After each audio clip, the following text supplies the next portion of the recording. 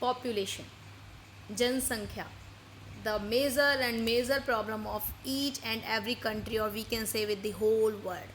Maximum countries are facing this problem कि हर country में पॉपुलेशन ग्रोथ रेट बहुत ज़्यादा है. Maximum in China and then India. There are various countries those who are facing this problem.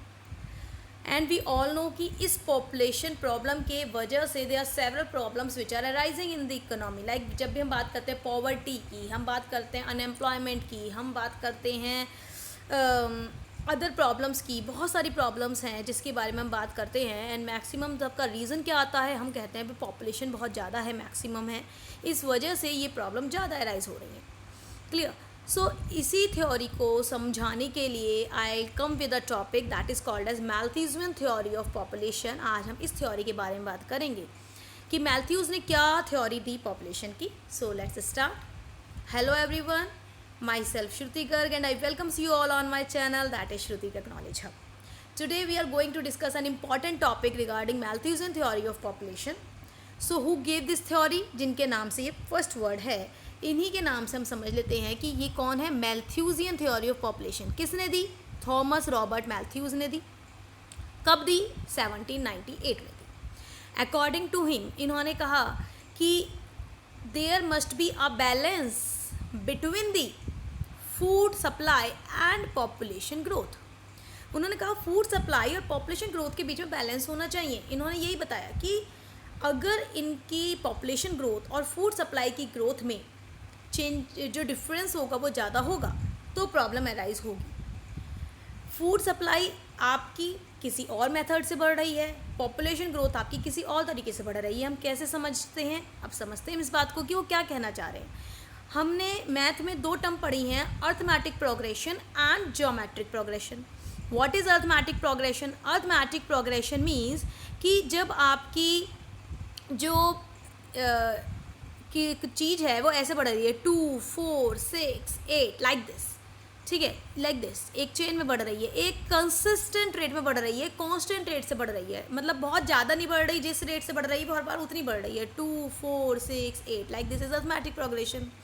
जबकि जो आपकी पॉपुलेशन है वो ज्योमेट्रिक प्रोग्रेशन की फॉर्म में बढ़ रही है, यानी कि डबल हो रही है. 2, 4, 8, 16 लाइक दिस. तो यानी कि जो आपका पॉपुलेशन ग्रोथ रेट है वो आपके फूड सप्लाई ग्रोथ रेट से ज़्यादा है. राइट. कि आपकी जो पॉपुलेशन बढ़ रही है वो कम बढ़ रही है, अब ज़्यादा बढ़ रही है, और जो फूड सप्लाई है वो कम बढ़ रही है, जिसकी वजह से गैप अराइज हो रहा है between the food supply and the population growth. Malthus का कहना था कि अगर ये डिसइक्विलिब्रियम रहेगा, यानी कि पॉपुलेशन ग्रोथ हो रही है किसके अकॉर्डिंग? ज्योमेट्रिक के अकॉर्डिंग, और आपकी फूड सप्लाई बढ़ रही है अर्थमेटिक के अकॉर्डिंग, तो ये रिजल्ट क्या देगा कि पॉपुलेशन में और फूड सप्लाई के बीच में गैप अराइज हो जाएगा. और ये जो गैप अराइज होगा इसकी वजह से सेवरल प्रॉब्लम्स अराइज हो जाएंगी इन द इकोनॉमी. भाई जब आप ये सोचिए कि आप अपने एक घर में रहते हैं और उस घर में जो आपके लोग हैं, माना लोग ज़्यादा हैं और खाना कम है, तो क्या होगा? लड़ाइयाँ होंगी, वॉर हो जाएंगी, लोग एक दूसरे को लड़ेंगे, खाने के छीनेंगे कि भाई खाना मुझे चाहिए, मुझे भी भूख लगी है, दूसरा छीन रहा होगा, मुझे भी खाना चाहिए, यानी कि वॉर जैसी कंडीशन हो जाएंगी. और कंट्री में क्या होगा?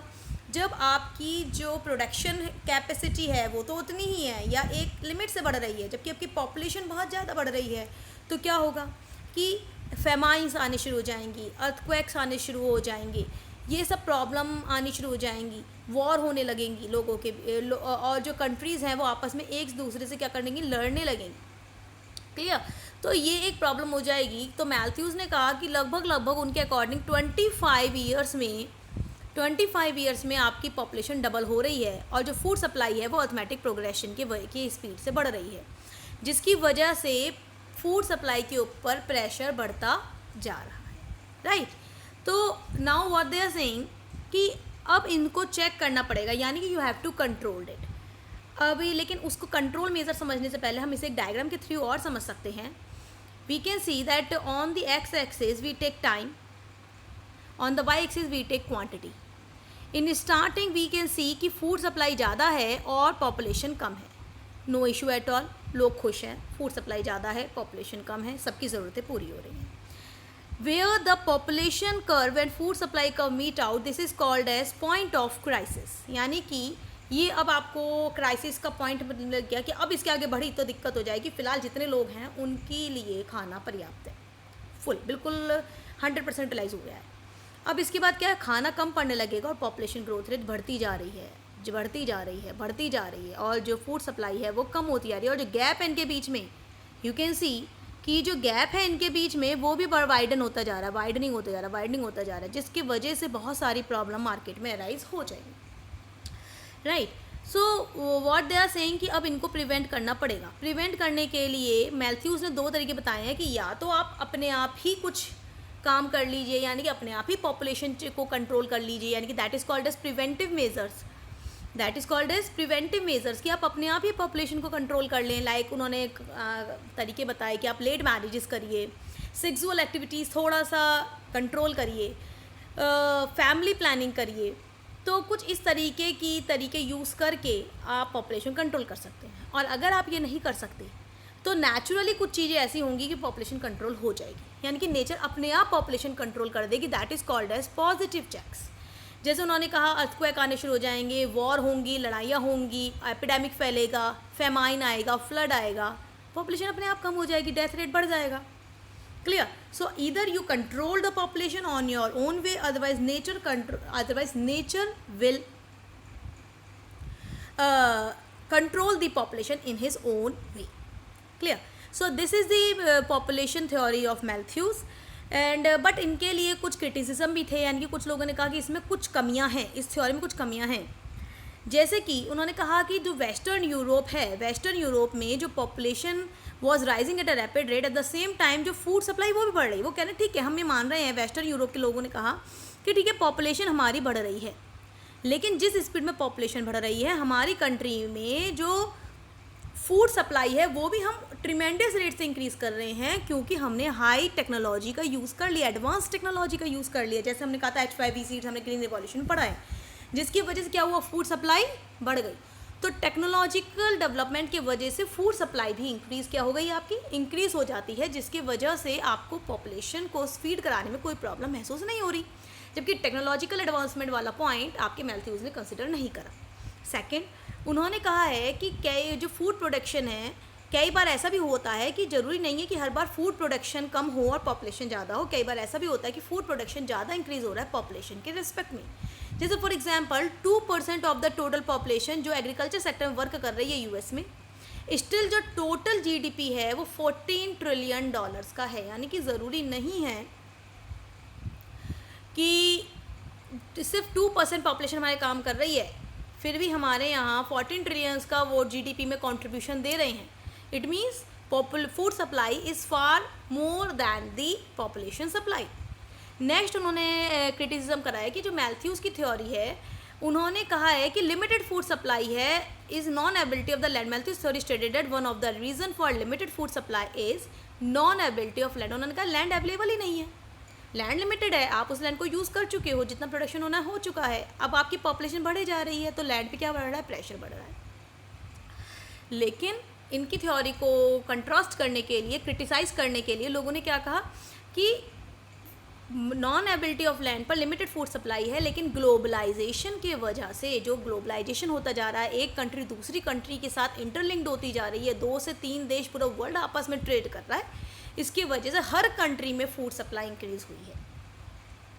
हर कंट्री में फूड सप्लाई इंक्रीज़ हुई है. और इसके लिए भी बहुत सारी थ्योरीज़ हैं जो मैं आगे लेकर आऊँगी कि किस तरीके से 2 कंट्रीज़ बेनिफिटेड होती हैं इंटरनेशनल ट्रेड की वजह से, और सभी कंट्री को भी फ़ायदा होता है, प्रोडक्शन भी ज़्यादा होता है. वो भी हम आगे पढ़ेंगे. अपॉर्चुनिटी कॉस्ट थ्योरी है, कंपैरेटिव कॉस्ट थ्योरी है, एब्सोल्यूट एडवांटेज थ्योरी हैं, बहुत सारी थ्योरीज़ हैं जिसमें ये प्रूव होता है कि अगर 2 कंट्रीज़ चाहें और डील करें तरीके से कंपैरेटिव कॉस्ट एडवांटेज थ्योरी का यूज़ करके, तो दोनों कंट्रीज़ को फ़ायदा होगा और प्रोडक्शन भी ज़्यादा होगा. Clear. Next is the estimation of geometric growth of population. Next उन्होंने जो एक और उनको क्रिटिसाइज़ किया है, उन्होंने कहा है कि the estimation of the for the growth geometric growth of population and the arithmetic growth of population were not provided by Matthews. It was stated that the rate of growth is not consistent with the Matthews theory. उन्होंने कहा है कि Matthew's ने ये वाली बात बहुत ज़्यादा डीपली एनालाइज नहीं करी है, उनका जो डेटा है वो बहुत लिमिटेड था एक्चुअली।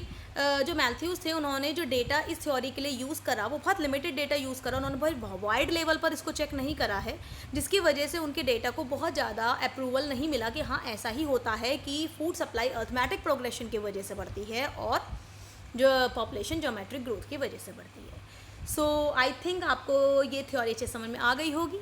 तो मैथ्यूज़ की थ्योरी किस पर डिपेंड करती है, जो आपका फूड सप्लाई और पॉपुलेशन ग्रोथ के बीच में क्या रिलेशन है, ठीक, और कितना है, और 1798 में मैथ्यूज़ ने ये थ्योरी आपकी दी थी। So this is all about today's video. Have a nice day. Thank you. Please like, share and subscribe my channel if you like this video. So bye bye.